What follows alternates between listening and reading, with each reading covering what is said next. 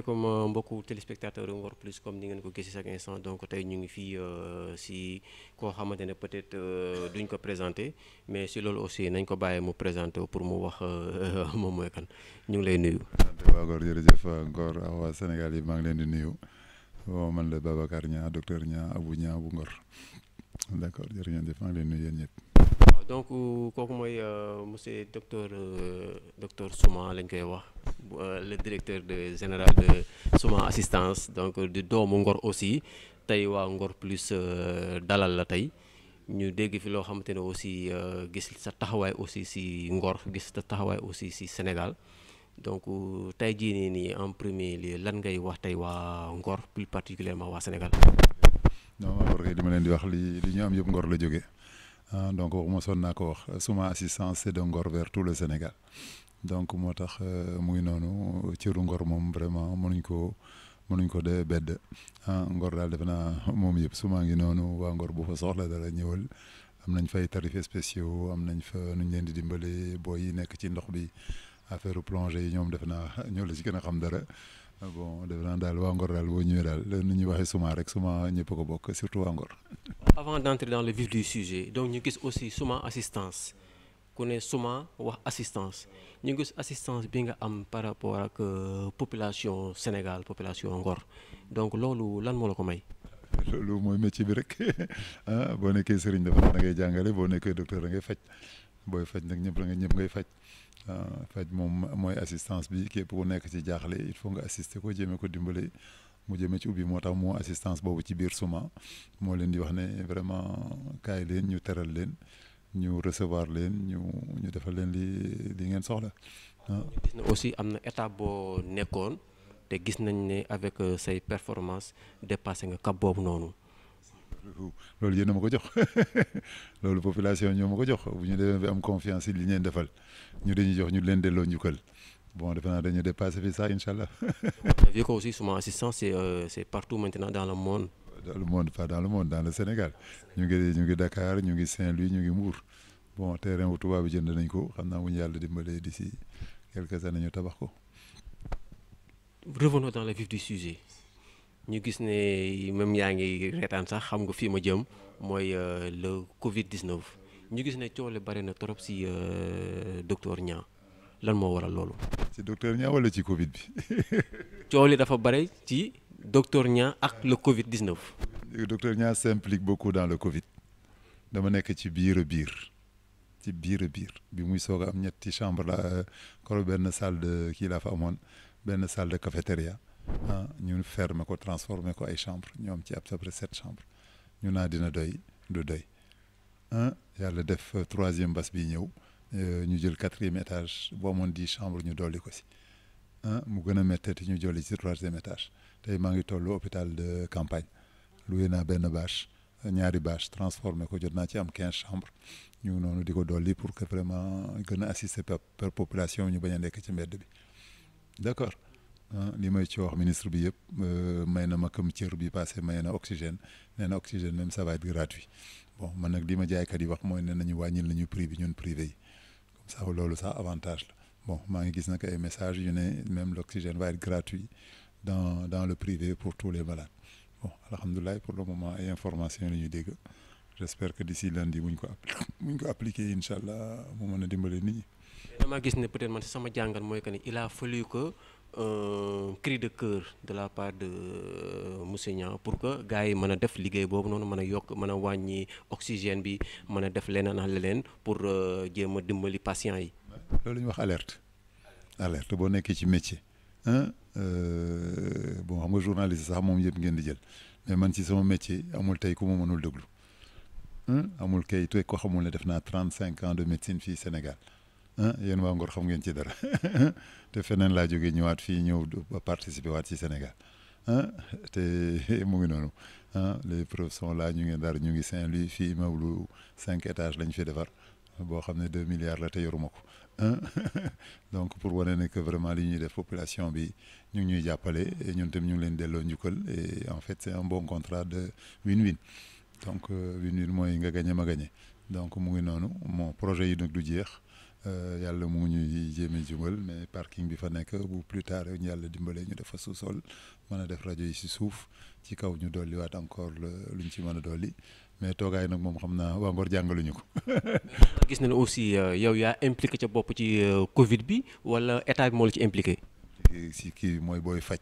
médecine moom c'est général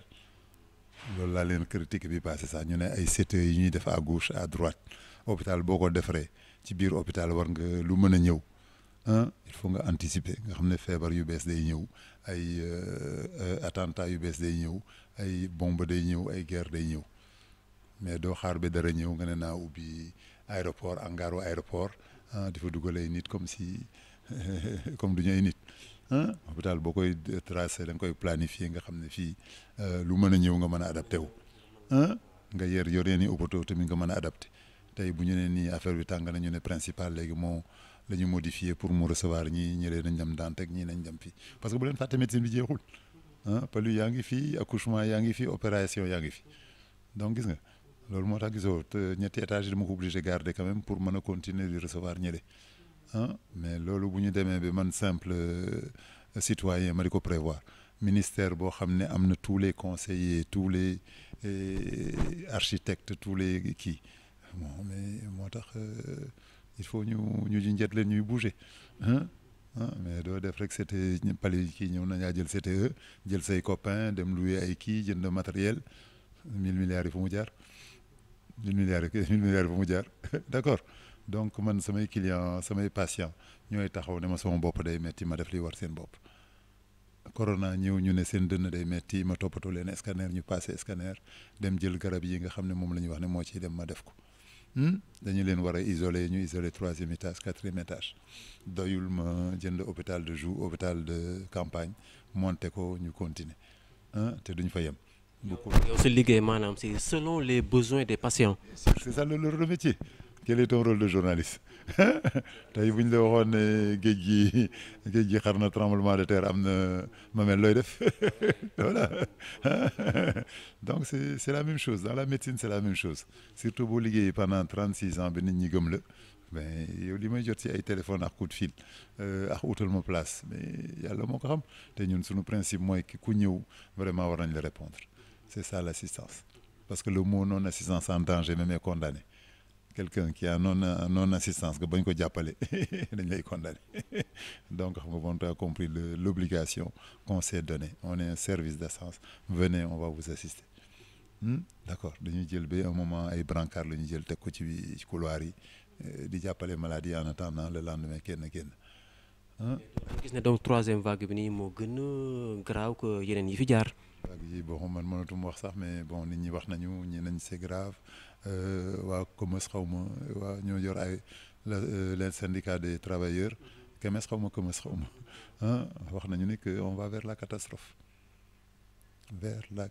am na benn guddi 7 malades man structure privée 7 malades ñoo fa dee ci benn guddi te xam ngeen ne ñun ñu ngi daan faj technique bu ñu ngi koy faj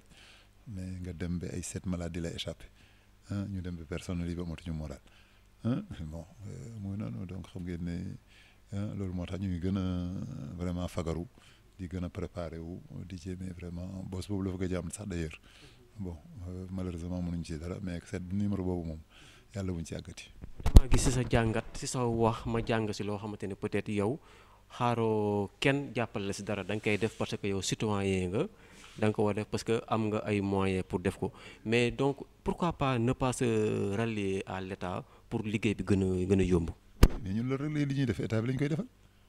on travaille pour l'État du Sénégal État du Sénégal du gouvernement bi mooy Sénégal bi commencé nord di au sud avec des points gouvernement yi dañuy jàll président man rek déjà 4 présidents jaar nañ sama kanam 4 présidents donc bu ñu compté woon ci président yi tey presque arrêté nañu mais on est dans un état dans lequel on vit nos parents vivent waa Ngor di bind sama mbokku Fuuta di ci dund état boobu lu ci xew dañu war a jóg man sama participation ni ma la ko waxee boo nekkee sama client nga xam ma dara xew nga yaakaar ma mais du ma mën a taxaw di la seetaan ngeen ñëw ngeen nekk ñaar ma am ñaari lal c'est bon ma gis ne yéen a ngi nekk 10 il faut ma dem wuti 10 lii loolu ko ci dolli personnel bi dolli ñuy ménage li ma ciy xaar mooy déjà samay patient ngeen yaakaar ngeen ma am na ñu ma dundal depuis ay weer bi passé laa dem benn mariage sax yaa ji ne ma kii de yaa ko jongal kii marié ah bon koo gis donc en 35 ans ce qu'on a pu faire ay am na ñu fi juddu si suñu tour am na ñu kii am na ñu laq ñu yàlla laq suñu loxo mais bon c'est la vie. dama gis si say intervention vous avez un peu éveillé la conscience de la population benn instant. yàgg wax lan la Sëriñ Tiwaawan di wax ne la population nu ñu la jaaxal wax leen dëgg rek mooy wees te kooku dañ ko jàng même en médecine am na feebar yoo xam ne xam nañu duñ ko wér mais il faut ñu approcher malade bi bu mu comprendre mais bu ñu fa toogee di ko nax naka suba nga dem suba nga def sa soxla suñu bopp. mais est-ce que loolu aussi neex na état aussi. mais état bi moo xam li muy bëgg mais ñun médecine bi ma jàngal avec la déontologie par rapport à la mentalité du malade il faut ñu dem. Mais la médecine sans vérité aussi tu ne vas nulle part la vie même sans vérité dëgg rek mooy wees d'accord bon que bi lii bu ñëwee ñu ne leen préparé wu leen jóg leen attention bu leen dóor nit ñi ci faju mais que discours boobu vaccin yi ñëw na est-ce que vaccin yi testé nañ leen suffisamment soo récemment la benn assurance génne benn kii ne ku vacciné wu pendant ce contrat de immobilier boo feebaree duñ la jël en charge parce que ñoom ils considèrent cette période-là période essai thérapeutique yow da ngay volontaire ñu piqûre la nga xam ne volontaire nga xam ne tollooguñu fu ñu lay wax ne piqûre bi boo ko piqûre da la du jot parce que recherche yi 10 ans lay doon minimum 10 ans yooyu jotagul donc garab bu ñu dugal fii sa yaram tey dugal kii ñun ñett non il aura pas la même réaction yow da nga gàtt kii dafa gudd kii dafa kii on n'aura pas la même réaction kii day lekk ñaam bi kii day lekk pataas kii day lekk kii garab boobu loolu yëpp day voilà loolu yëpp day ñëw te yàlla def aussi ñu gis ne que même la pandémie là est traitée par les superpuissances c'est le combat des grandes puissances qui continue l'Union européenne d'un côté l'Amérique de côté la Russie de côté les Chine de côté moo tax ñu am déjà vaccin yu bari mais benn feebar benn microbe bu ñu ko bëggoon a combattre mais benn vaccin la ñuy trouver on regroupe toutes les forces et on trouve un vaccin truc mais pays bu nekk mu lay jéeme jaay doole ma ne ma am vaccin bi gën a baax. est-ce que aussi Sénégal aussi comme yow ni nga koy defee noonu am na ñeneen ñoo xam te ñu ngi koy def la même chose pour regrouper seen force pour mën a combattre fléau bi. Actuellement quand même je pense qu'on peut rien reprocher au corps médical bi ñu ngi vraiment dama naa sax ñu ngi xaru pour dimbali nit ñi mosuma gis benn infirmier benn aide-soignant bu ne fii dafa am feebar damay ñibbi mosuma gis benn infirmier depuis mbas mi sax buy indi certificat médical vraiment fekk dara jotu ko donc c'est dans tous les hôpitaux nag du Sénégal et même je pense dans le monde entier on a félicité le corps médical je continue à les féliciter loolu tamit c'est un bon encouragement pour la population dañu xam ne y a un corps médical en présence prêt à faire tout pour les prendre en charge kooku tamit vraiment gàcce ngaalaama Sénégal. mais aussi gis nañ ne aussi l'État aussi baissé na même bu ko baissewul tamit wàññi na ko muy le problème d'oxygène. bien sûr parce que man maa fi jëkk yuuxu ne leen malade buy fay 900 000 francs d'oxygène parce que bouteille bi ñun ñu koy jaay ñun 60 000 bouteille bi il faut nga jëli ko nga transporter ko am na benn appareil bu ñu ciy branché pour oxygène mën a génn mooy détendeur kooku 500 000 lay jar te tous les deux kii bu daanoo day toj d'accord masque bi ngay def ci branché ci malade bi tamit prix la te ñun depuis Covid bi dañuy solo ay tenues sol ay masques tout le personnel tey laa jënd xawma 2000 tenues 1,6 million te 1,6 million mënu wax malade bi na ma ko fay donc tout ce qui est couverture protection masque yi xam ngeen prix bi mu demoon voilà combinaison yi ñuy sol surblouse yi ñuy sol yooyu yëpp c'est une participation dañuy def naturel léegi nag bu desee oxygène nga jënd ko 60 000 war ko distribuer war a kii bon kooku on est obligé d'aller jusqu'à 80 000 benn malade nag bu jëlee 10 bouteilles gis na 800 000 a mën na benn bouteille 80 000 nga jël ci 10 sa 800 000 mën na donc foofu nag daa ne gouvernement bi loo xam ne yàlla moo ko créé def ko fii mais nañ ko delloo njukkal personnel bi au plus bas prix bon officiellement dégg naa wàññi nañ ko gratuit même bon officiellement jote ko ñu benn papier ñun nouvelle bi ma dégg mooy kii may jaay kii may non c'est def naa kañ la woon mercredi la woon mardi lundi la woon mardi lañ def réunion avec les fournisseurs d'oxygène man li ma comprendre non man ça fait bien sûr ça fait des mois dernier débat bi am coow ba ñu ma ciy convoqué naa xaw ma dem wax lu ma wax c'était samedi dernier foofu laa wax affaire oxygène yi offre matériel bi nga xam ne ñu ngi koy passer ci te gouvernement bi moom ko ah c'est dafa doy waar ñun dañuy for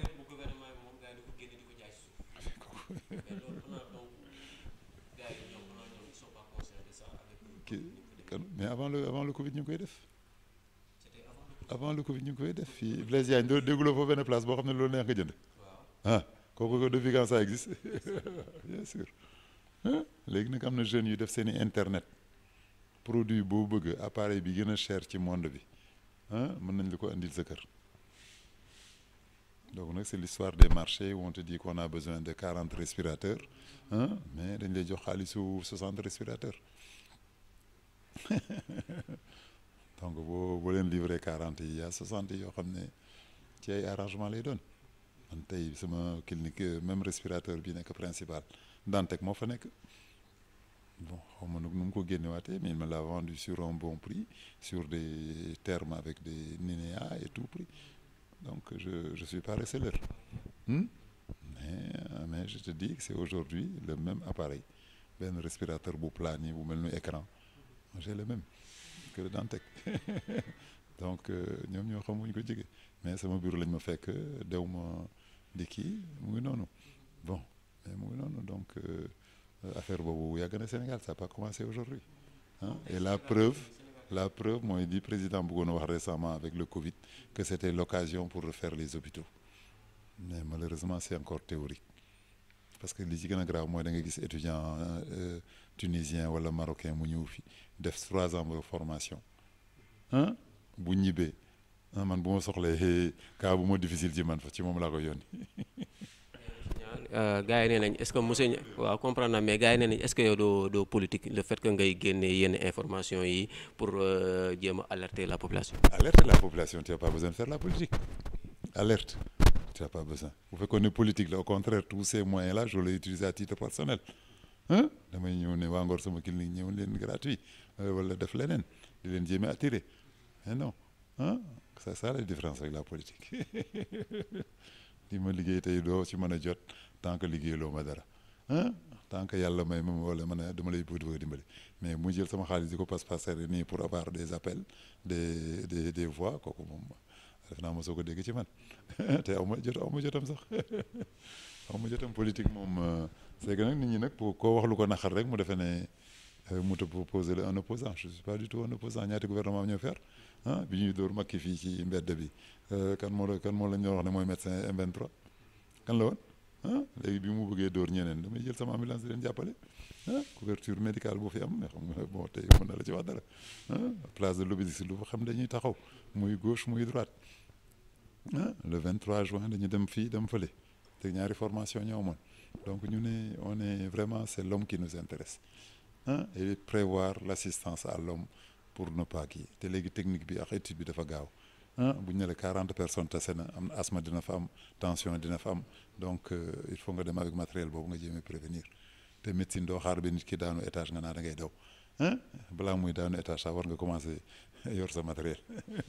de comprendre nga donc médecine boobu tamit fi ñu xam ne jéem doo xaar ba sa loxo dama ngay soog a jóg loolu tamit bien sûr et puis nga def tout ça pour mu bañ a dem yaa ngi liggéey foo xam ne da ngay daanu mais ñu jox la ay protection jox la ay casque demee boo daanoo fekk am na fu mu yem jox la ay corde yu lay takk booy daanu ñu am ay complications yoo xam ne du bari loolu tamit mooy médecine léegi médecine doo toog rek ba ñu ne sama bopp day metti ñu ne la am paracétamol ak ni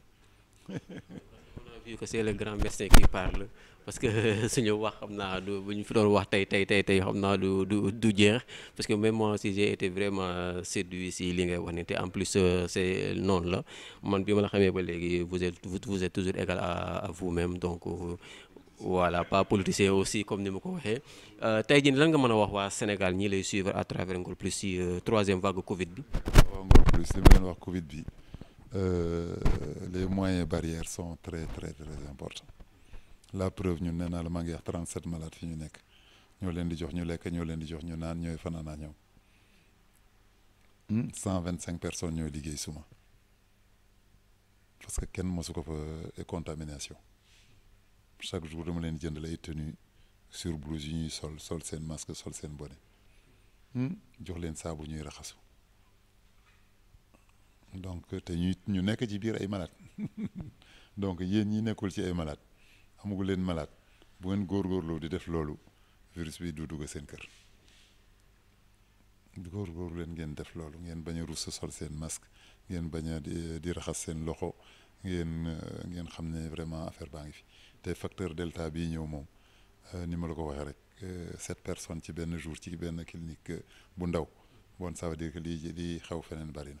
chiffres yi gars yi di joxe Sénégal tamit yàgg naa ko wax ñu naan dama leen contre mais tey la toog ak benn ingénieur médical nee na ma boo jëlee 10 boobu da nga koy multiplier par la population ah oui bu ñu ne la tey 23% ñëw positif kooku il faut nga multiplier par les 15% de la population kooku dafa am turam spécial mooy xaw ma nu mu tudd sax am na benn tur mais doo mën a toog Dakar rek ne y a 700 cas nga croiser les mains 700 cas dans une population de 7 millions kooku am na ñu koy defee rapport benn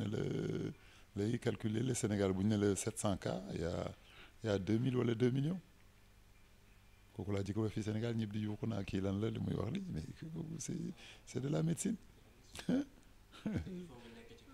non kooku dañ koy jàng booy def médecine bu ñu ne la hypertension ne la ñaati hypertension ñoo am Sénégal da ngay wax sa ñaari mbokk yi am tension rek ñoo ko c'est pas possible donc am na nooy kii ba jël un certain nombre d'échantillons nga analyser ko ñu ne la sur 50 personnes yi 20 personnes ñoo ci am hypertension noonu loo koy corriger et tu trouves presque un chiffre presque exact de la population sénégalaise qui est hypertendue autant pour le diabète autant pour le kii donc moo tax le gouvernement léegi il a tous les moyens de faire des plannings mais doo toog ba ñu ne la sa yaay kii na paralysé na parce que hypertension bi yàq na bopp bi nga naa ndeysaan doo xaar bi 40 voyageurs di dawal di accidenté muy am 25 blessés 25 blessés balaa ngay àgg décidé boo leen naree jëlee dans les régions yóbbuwaat leen Dakar bon lii gën a reeloo mooy hôpital yi ñuy inauguré hôpital accident am nga dugalaat leen ci oto di leen Dakar c'est-à-dire que hôpital yooyu est-ce que baax nañu hôpital bu bees tax buy soog a pare nga ne personnel bi ñoo ñëwagul nga ne matériel bi moo ñëwagul kooku jarul foofu la ñu jeexalee suñu kàddu yi bu fekkee dafa am benn kàddu boo xamante ne peut-être waaw. ñii wax ne mbas bi amul nañu changer seen mentalité mbas bi am na boo nekkee xale nag yàlla daf lay suural lu bari mais le problème c'est que da nga nekk ay mag ñooñu il faut nga protéger leen booy sol sa masque du pour yow rek yaa ngi koy sol pour mbootaay bi ñu dimbalante kooku moom discours bu leer la Serigne Touba wax na ci Serigne Tivaouane wax na ci scientifique yi wax nañ ci nañu dimbale ñu sol seeni masque vaccin bi def naa bu jotee man ba ku ma arrangé ku ma interrogé bés bu jotee daan la wax ña jot na te pour le moment nag na ku nekk def di ko doy bu fekkee bëgg nga vacciné wu bon mais ñenn ñi tamit xam ne am na lu des ba ñu xam vaccin yi fu ñu toll ñu ñëpp mën si soog a dugg